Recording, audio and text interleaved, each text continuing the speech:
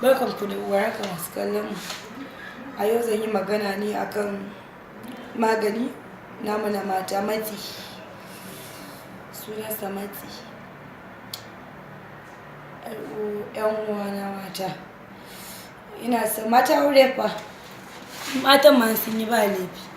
Tunda da gyaran jiki ne. A sama alif.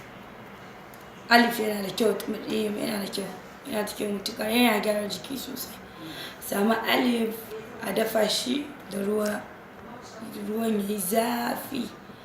Mace ki ɗauka shi ki dinga ɗan tsarki da shi, kullum ki dinga tsarki da shi. Yatsanki ma ba zai shiga ba, balantana wani ayaba. Yawwa masu kallon ko hannu ba zai shiga ba ma balantana wani ayaba. Zai matse miki gabanki sosai. Yana da kyau sannan bagaruwa. Na san ma kusan na bagaruwa shi ma. Sama ki dafa, is it balantana wani ayaba. Zai gyara miki jiki shi ma. Wannan kaɗai ma in kika riƙe shi. Wannan kaɗai sannan ma ka kumanta wancan program ɗin.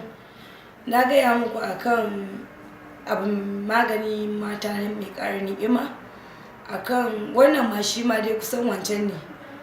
Da watermelon da madara shi ma. A can ma na ɗan baku wasu satan ansa. Nan ma na baku wasu satan ansa. Su ma suna matuƙar gyara jiki sosai. Balantana ma shi wannan alif ɗin da ruwan zafin na ku yi wasa da shi. Ga 'yan uwana mata matan aure. Ko da baki da kuɗin da zaki siya wa'yancan ki haɗa. Dan alif ɗin nan kika same shi da ɗan ruwan zafin ki kika dafa shi.